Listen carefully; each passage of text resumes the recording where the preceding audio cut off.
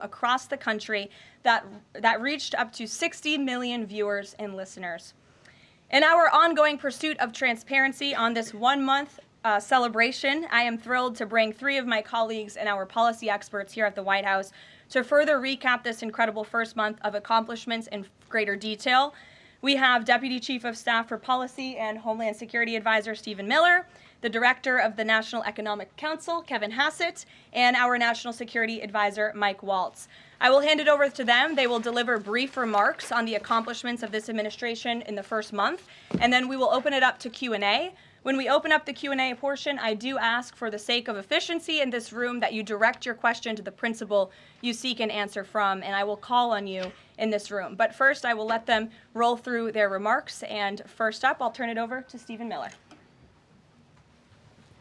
Thank you. It's great to be back. And I want to just thank you all for joining today, our 1 month celebration of the most historic opening to a presidency in American history. No president comes close to what Donald Trump has achieved over just the last 30 days. He has packed 8 years of transformative action, restoring this nation, restoring our laws, restoring fairness, restoring economic opportunity, restoring national security in just 1 month. No one in this country has ever seen anything like it. And when you look at the consequentiality and the significance and the transformative nature of the actions he's taking, it truly defies description. For example, in just one area, this nation has been plagued and crippled by illegal discrimination, diversity, equity, and inclusion policies. It's strangled our economy, it has undermined public safety, it has made every aspect of life more difficult, more painful, and less safe. He has ended all DEI across the federal government. He has terminated all federal workers involved in promulgating these unlawful policies. He has ended diversity, equity, and inclusion in all federal contracting. He has restored merit as the cornerstone of all federal policy, restored the full, fair, impartial enforcement of our federal civil rights laws for the first time in generations. And he has cracked down on individuals across this government and nonprofits who have engaged in illegal racial discrimination against the American people. This includes making clear to every educational institution in this country that ending diversity, equity, and inclusion, ending unlawful race discrimination, is a precondition of receiving federal funds.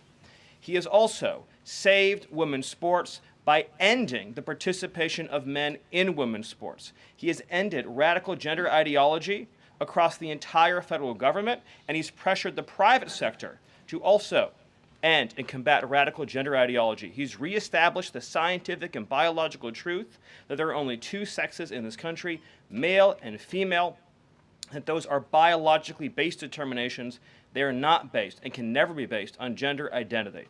That includes rooting out of the Department of Defense all DEI policies, all critical race theory, all gender madness, and once again having a military that is focused solely and exclusively on readiness, preparedness, and lethality.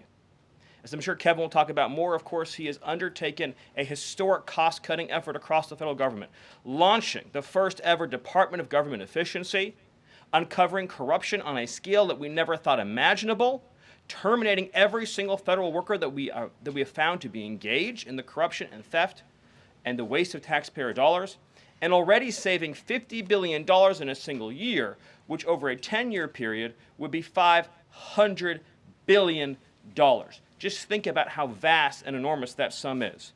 Of course, as you all know, he has renamed the Gulf of Mexico to its correct and proper name, the Gulf of America. He has renamed Mount Denali into Mount McKinley, part of a historic effort to restore patriotism and national pride all across this land. He has ended the weaponization of the federal government, restored the Department of Justice to its true mission of combating threats to this nation and keeping the American people safe. He has ended all federal censorship of free speech. This has been one of the greatest crises that has plagued this nation. Years and years and years of the federal government violating the First Amendment to take away Americans' right of free speech. President Trump has ended that, and he has demanded that all federal workers, all law enforcement, cease any effort to intimidate the rights of Americans or to police their speech. He has also restored the death penalty at the Department of Justice including for illegal aliens who commit murder, including for those who murder cops, and including for all of those who threaten Americans with heinous acts of violence. The death penalty is back. Law and order is back. The streets are being made safe once again. On the public health front, he has launched the nation's first ever commission, the MAHA Commission, Make America Healthy Again, following the historic confirmation of RFK Jr., to finally uncover the true root causes of the public health crisis in this country, the childhood disease epidemic in this country, the spiraling rates of pediatric cancer, and devastating childhood sickness.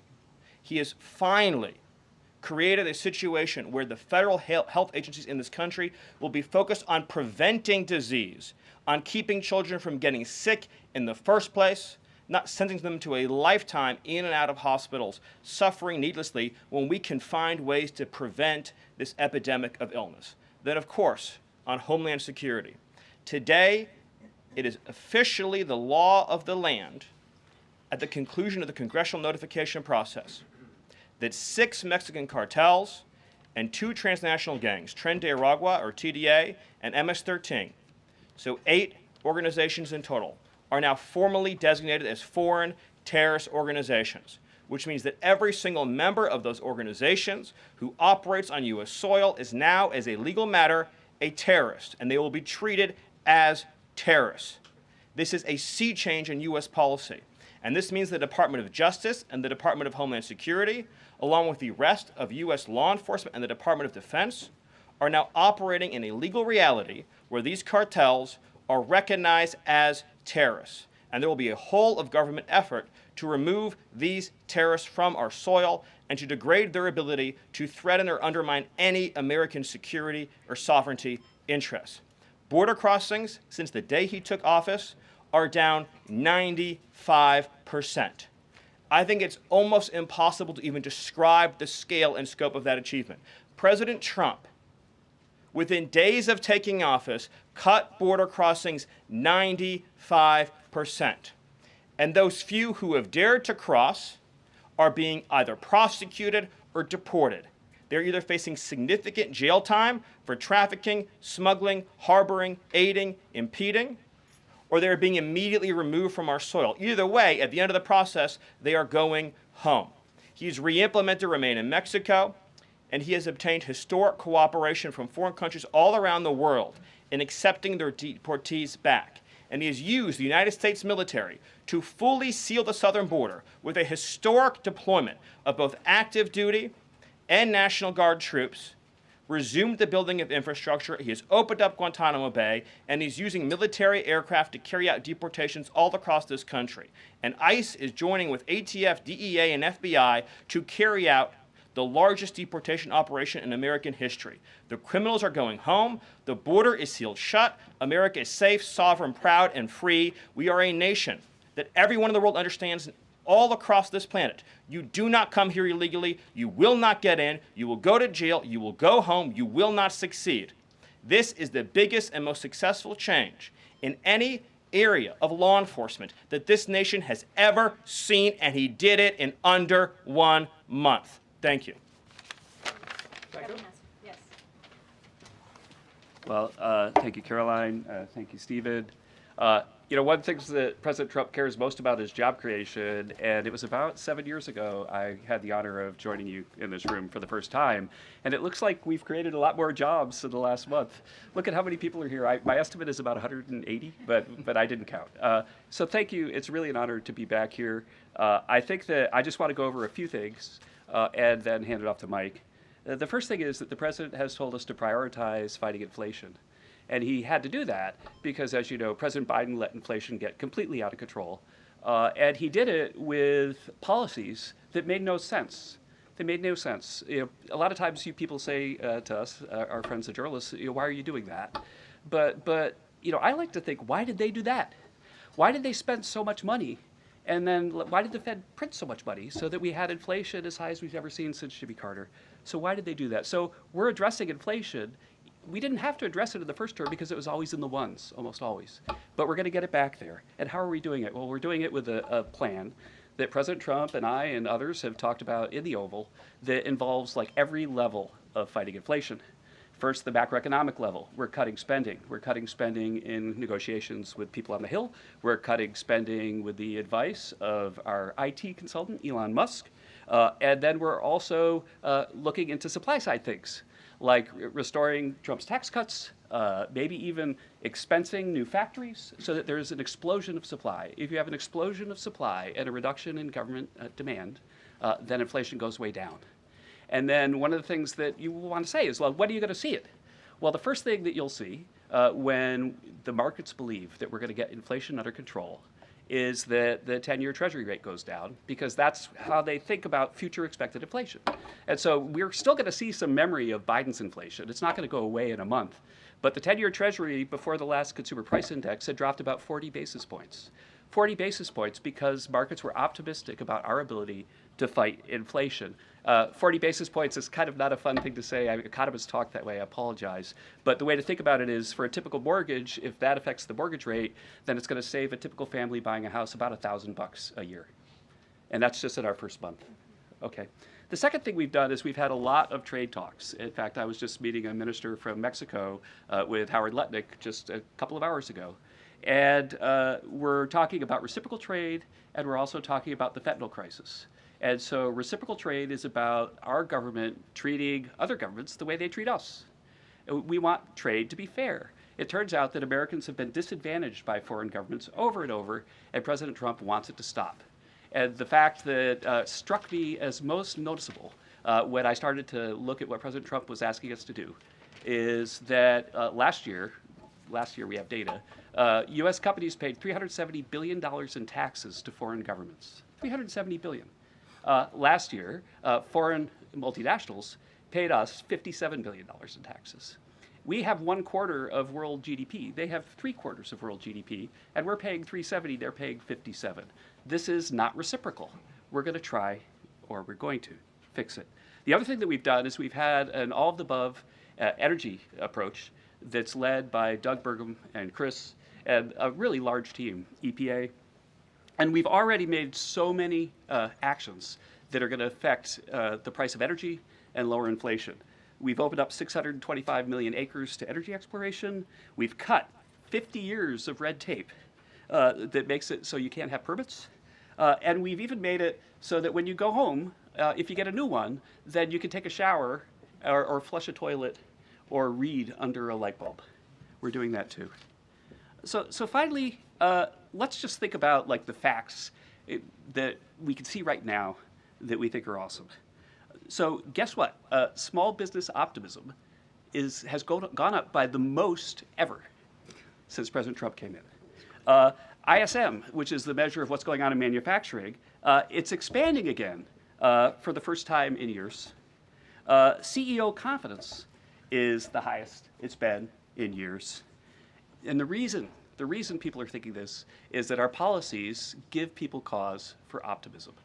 And then I want to reiterate what Stephen Miller said, because it's so important, and it's so important for financial markets to start to digest this, that if, say, the Treasury Secretary or any cabinet secretary with Elon Musk is able to find some savings, say $100 billion, well, in CBO land, that's actually like about 10 times that, or maybe 12 times that, over a 10-year window.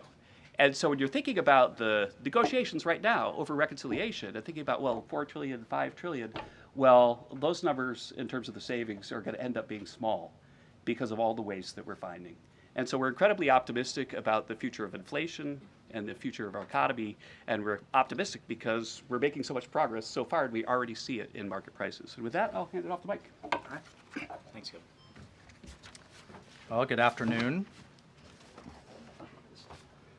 What a month, and what a sea change in our foreign policy. In addition to what we're doing on the border and restoring American sovereignty, in addition to what we're doing in our economy and the job creation and the inflation reduction, we are bringing the world back to where it was at the end of President Trump's first term, which is a world of peace, prosperity, and looking forward and getting us out of the chaos that we've just seen over the last 4 years. So over the last month, just to name a few, I had the honor of sitting in the Oval Office as President Trump spoke with President Putin and then immediately spoke with President Zelensky.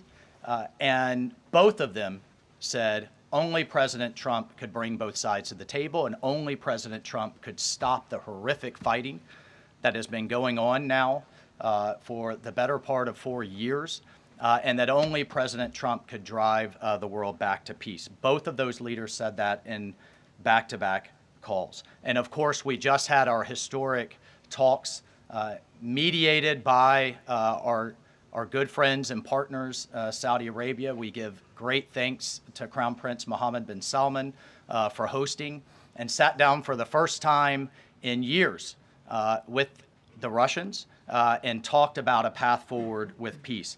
On top of that, and one of the things that led to that was the tremendous confidence building measure that we had with the release of Mark Fogel. I'll remind everyone, the last time that we had an American released from the Russians, either we gave up a deadly spy, pressured our allies to give up a lethal killer, or we released, under the Biden administration, the world's most notorious arms dealer, Victor Bout, who, by the way, had one of his main clients for arms, the cartels in Mexico and Central America. We gave up none of that.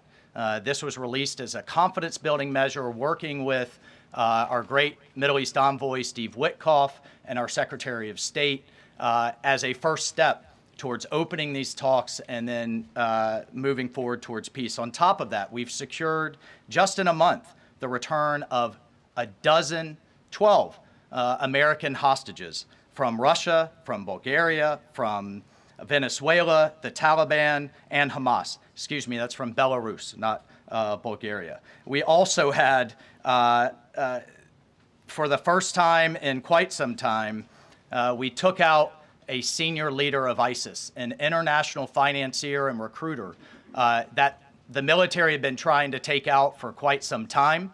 And wasn't able to do so, frankly, because of a bureaucratic approval process. President Trump said, take him out, and that ISIS financier and leader is no longer on this earth. We've also taken action to eliminate other terrorist organizations in the Middle East. We drove, before the president was even in office, he started talking consequences for people that would hold Americans. Heretofore, there's been nothing but upside. You take an American, you get some better deal. You take another one, maybe you get a better deal. No more. There's now nothing but downside for taking Americans illegally, either as hostages or illegal detainees. And when President Trump sent a very clear message across the Middle East, but particularly to Hamas, that there would be all hell to pay, we suddenly saw a breakthrough. And now we just saw the release of yet another group of hostages.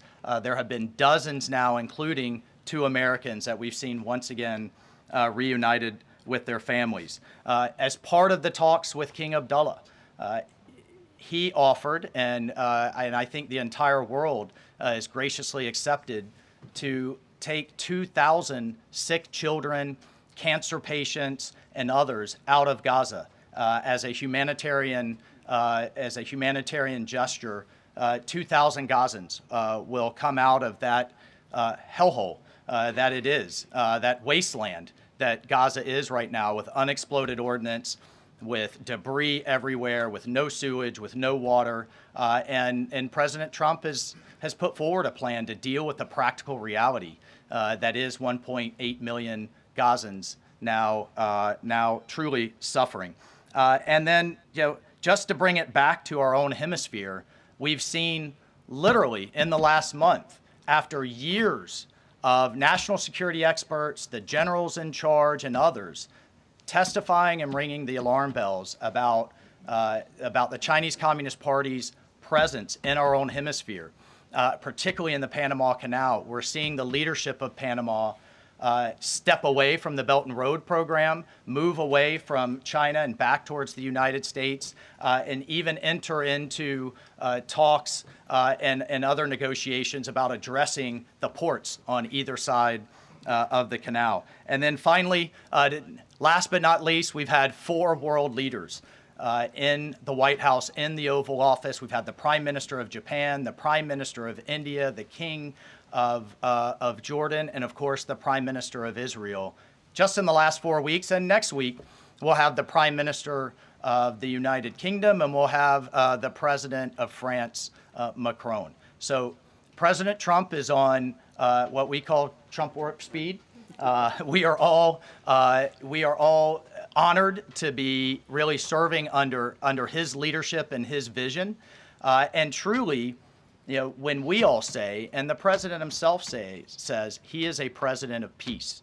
He is a president focused on restoring stability. I think the entire world saw what the world will look like without strong American leadership in the last 4 years. And it's truly been an honor to get us back to where we were and back on track under President Trump's leadership. Thank you, Mike. Thank you. Thank you, everybody. I'm sure you're very eager to ask questions of these very smart people working very hard on behalf of the president. We do have somebody in our new media seat today.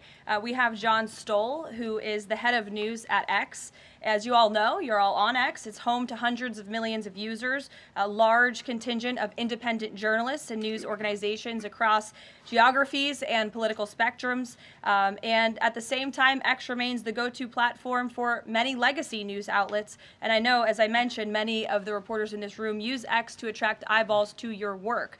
Prior to joining X, John spent 2 decades in journalism, including several years as an editor at the Wall Street Journal.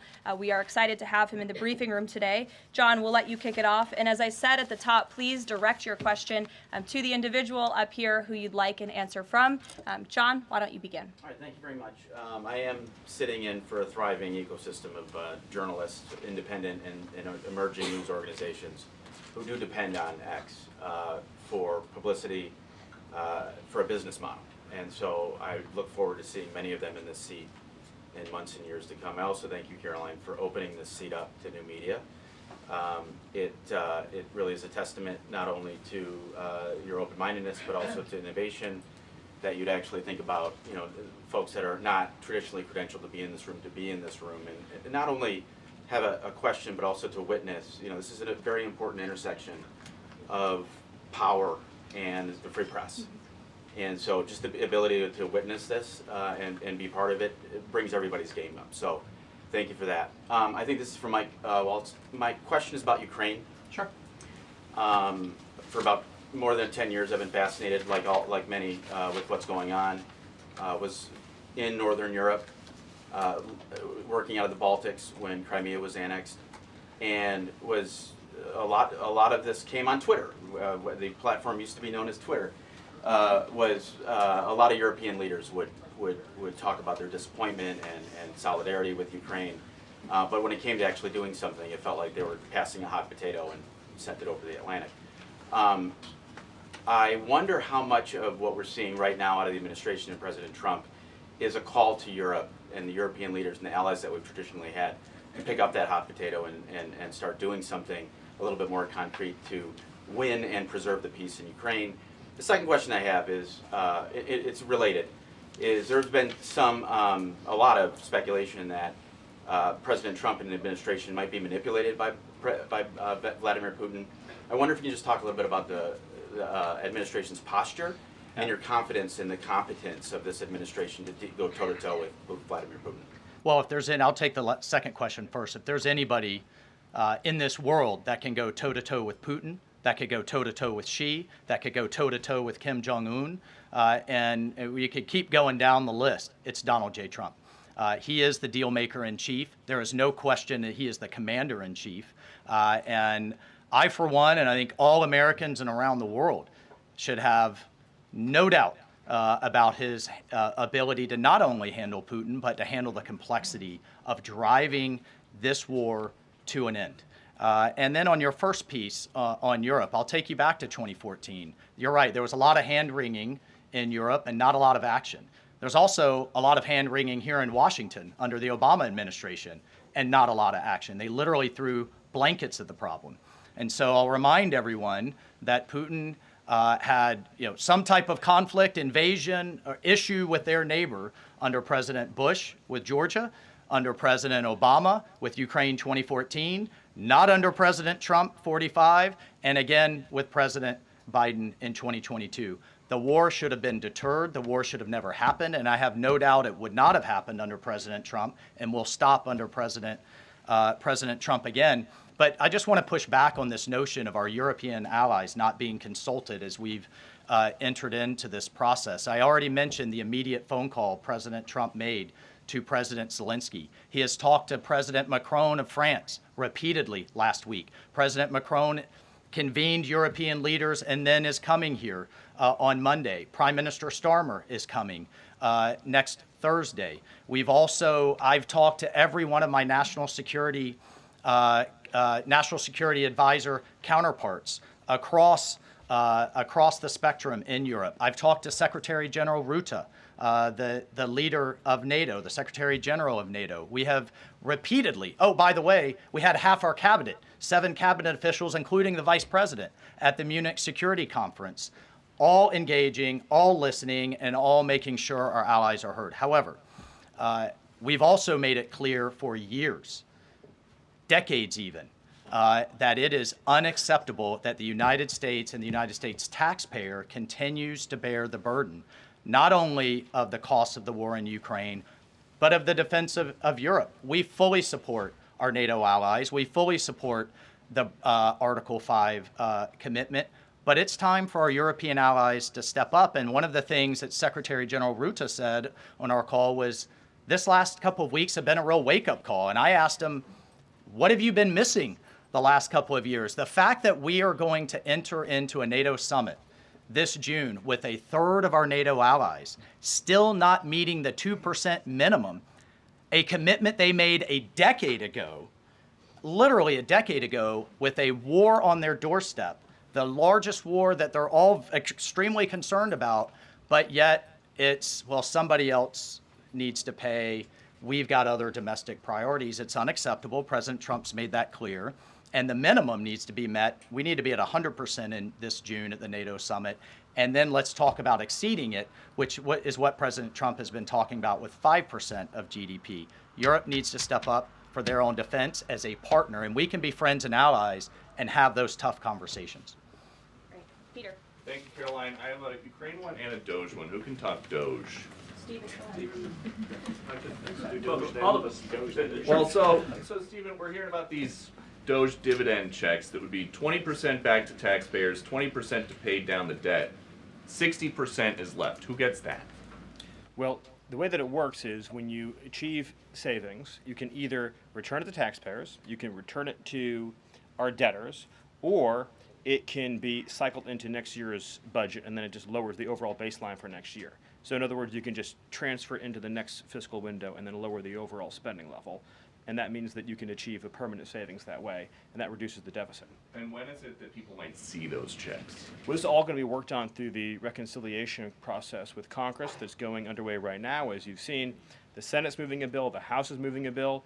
The President has great confidence in both chambers to deliver on his priorities.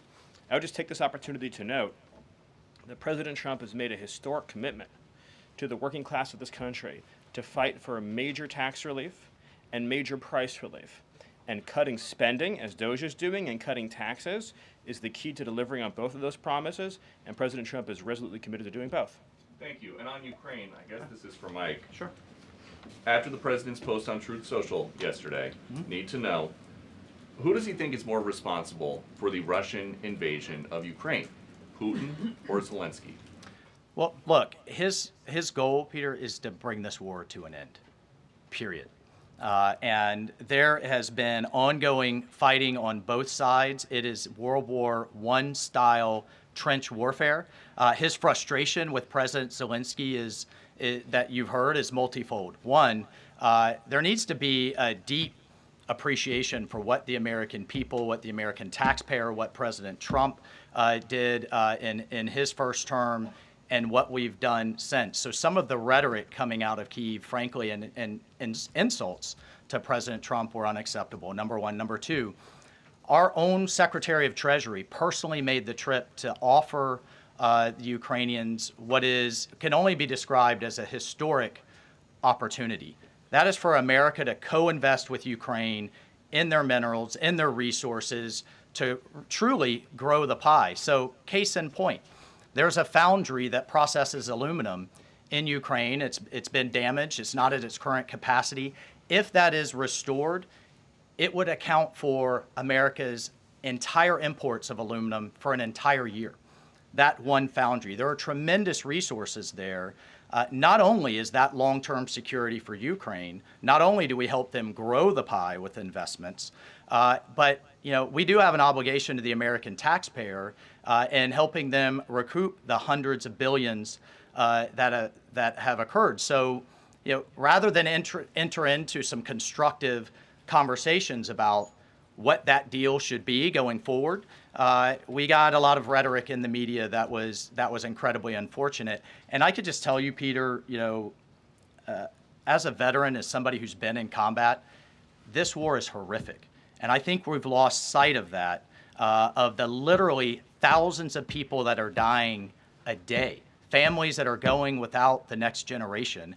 And I find it kind of, frankly ridiculous. So many people in Washington that were just demanding, pounding the table for a ceasefire in Gaza are suddenly aghast that the president would demand one and both sides come to the table when it comes to Ukraine, a war that has been arguably far greater in scope and scale and far more dangerous in terms of global escalation to U.S. security. And I do have one for Karoline. Does President Trump have a bet with Trudeau about this USA-Canada hockey game tonight? And when there is a big hockey game on, is the president watching for the goals or for the fights? Probably both. I think he's watching for the United States to win tonight. I know he talked to the USA hockey team this morning. He talked to the players after their morning practice around 10 o'clock. And I also spoke to some folks from that team after. They were jubilant over President Trump's comments to the team. I believe they're going to put out a video of that call. So he looks forward to watching the game tonight, and we look forward to the United States beating our soon-to-be 51st state, Canada. Bloomberg, go ahead. My question is for Mike Waltz. Can you give us a readout of Kellogg's meeting with Zelensky that just wrapped up? And in particular, Zelensky publicly rejected this deal about the rare earth minerals. Where does that stand? Well, we're going to continue to have, he needs to come back to the table, and we're going to continue to have discussions about where that deal is going. Again, we have an obligation to the taxpayer. I think this is an opportunity. The president thinks this is an opportunity for Ukraine going forward. There can be, in my view, nothing better for Ukraine's future and for their security than to have the United States invested in their prosperity long term. And then a key piece of this has also been security guarantees.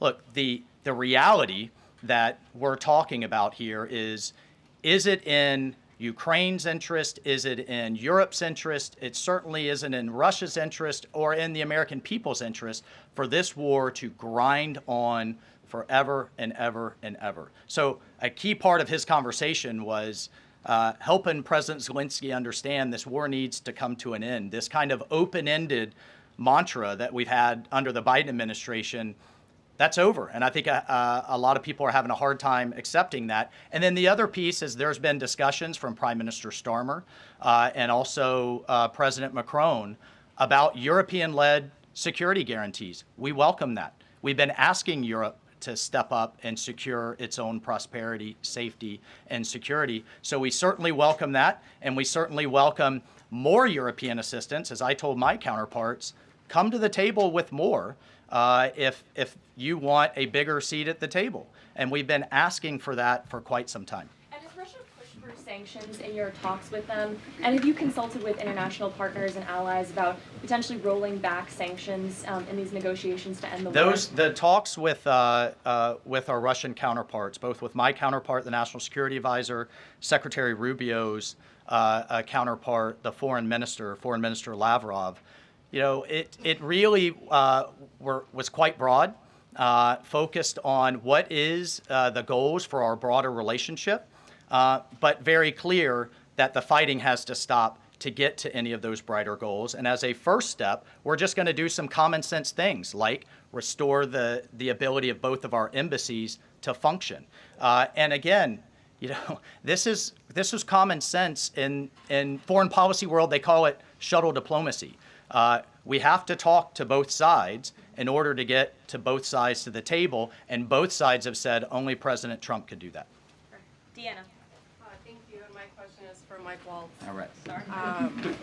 The president has called Zelensky a dictator. Does he view Putin as a dictator?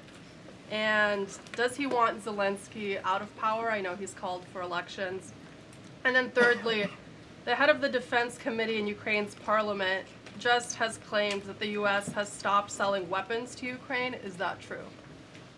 Well, most of our weapons that have gone to Ukraine have been part of a drawdown authority where we've literally taken them out of our stocks and then eventually through appropriations started buying them again to refill our stocks.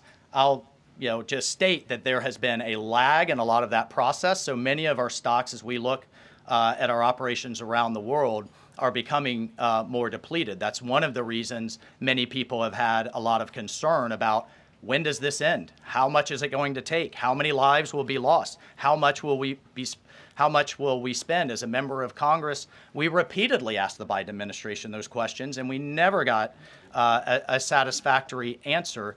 Look, President Trump is obviously very frustrated right now with President Zelensky. The fact that that he hasn't come to the table, that he hasn't been willing to take this opportunity that we have offered. I think he eventually will get to that point, and I hope so very quickly. But President Trump, is, as we made clear to our Russian counterparts, and I want to make clear today, he's focused on stopping the fighting and moving forward. And we could argue all day long about what's happened in the past.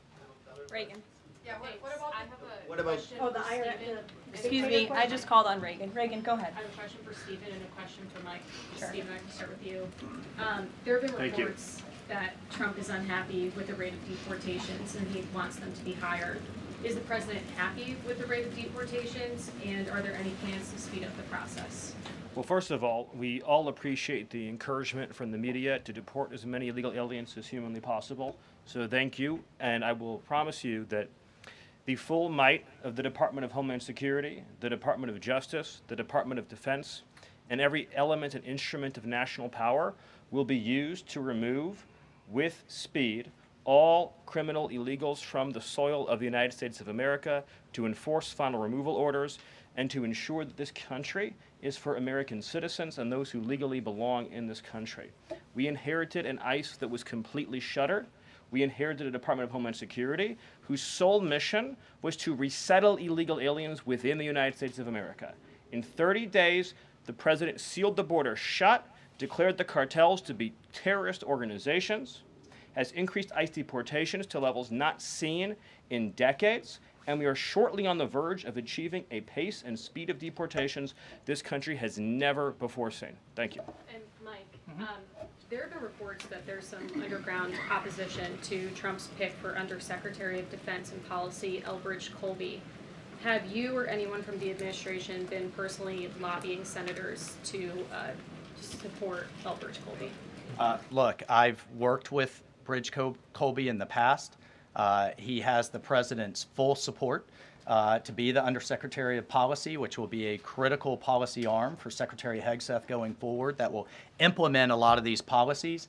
And really, that's been to the extent of it. I think there's been a lot of kind of, breathless, I don't know, back and forth in the press. But we're full speed ahead to get the president's team in place so we can implement his America First policy.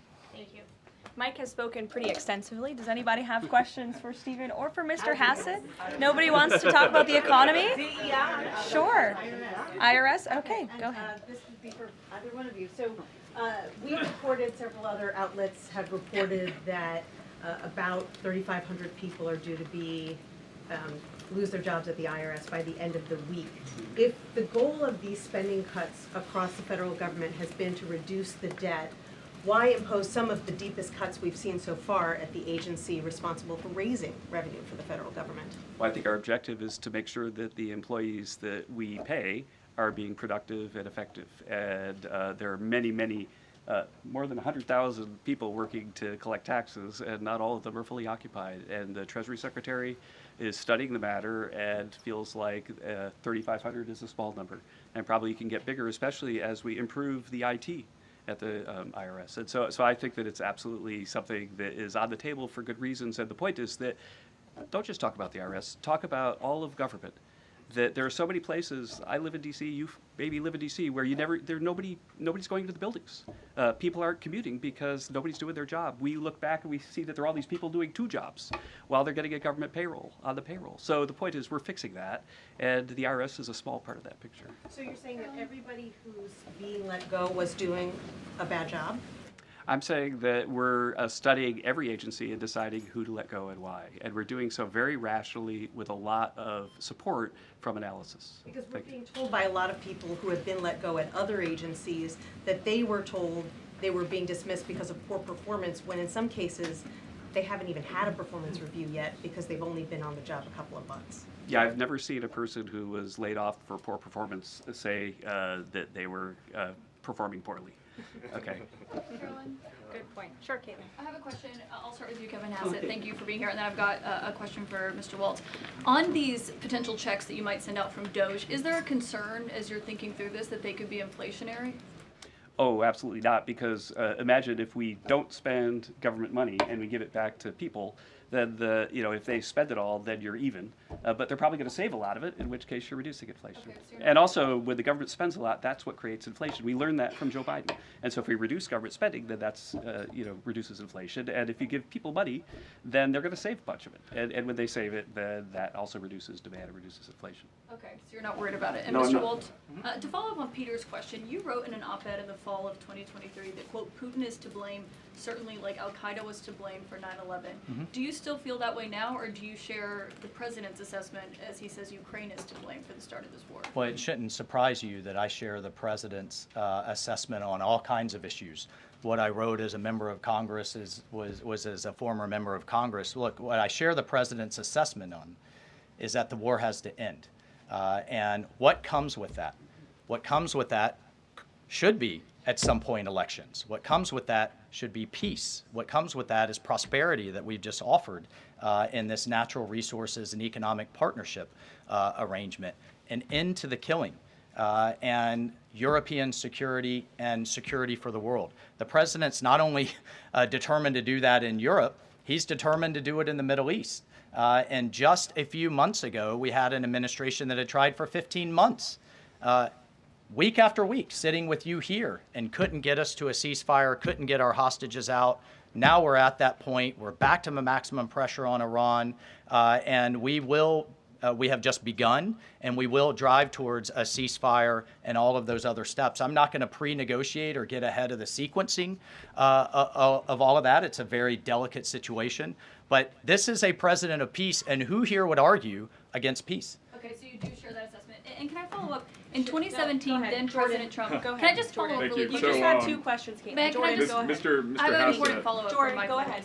So, Go ahead. Mr. Hassett, you were speaking about tariff revenue, and you also addressed a question about the IRS. President Trump has spoken about replacing income tax with tariff revenue, especially with all this waste, fraud, and abuse that we're seeing cut. Is that a possibility? Absolutely, and in fact, if you think about the China tariff revenue that we're estimating is coming in from the 10% that we just added, plus the de minimis thing, that it's between $500 billion and $1 trillion over 10 years is our estimate. And that's something that is outside of the reductions that markets are seeing through the negotiations up on the Hill. And so we expect that the tariff revenue is actually going to make it much easier for Republicans to pass a bill, and that was the president's plan all along. And then I have a question for Stephen Miller about DOGE. So you spoke about DOGE. You said roughly $50 billion is set to be cut in a year of waste, fraud, and abuse by unelected bureaucrats. We're hearing this ironic narrative from the president's critics and the left-wing media that Elon Musk is an unelected bureaucrat and he's doing all this terrible stuff. Isn't one of DOGE's objectives to get rid of the federal bureaucracy, the deep state, and also who was running the White House when Joe Biden was in office? Because I don't know a single person who believes it was Joe Biden. You're tempting me to say some very harsh things about some of our media friends. Yes, it is true that many of the people in this room for 4 years failed to cover the fact that Joe Biden was mentally incompetent and was not running the country. It is also true that many people in this room who have used this talking point that Elon is not elected fail to understand how government works. So I'm glad for the opportunity for a brief civics lesson. A president is elected by the whole American people. He's the only official in the entire government that is elected by the entire nation, right? Judges are appointed, members of Congress are elected at the district or state level, just one man. And the Constitution, Article 2, has a clause known as the vesting clause, and it says the executive power shall be vested in a president, singular. The whole will of democracy is imbued into the elected president. That president then appoints staff to then impose that democratic will onto the government. The threat to democracy, indeed the existential threat to democracy, is the unelected bureaucracy of lifetime tenured civil servants who believe they answer to no one, who believe they can do whatever they want without consequence, who believe they can set their own agenda no matter what Americans vote for. So Americans vote for radical FBI reform, and FBI agents say they don't want to change. Or Americans vote for radical reform on our energy policies, but EPA bureaucrats say they don't want to change. Or Americans vote to end DEI, racist DEI policies, and lawyers in the Department of Justice say they don't want to change. What President Trump is doing is he is removing federal bureaucrats who are defying democracy by failing to implement his lawful orders, which are the will of the whole American people. Thank you.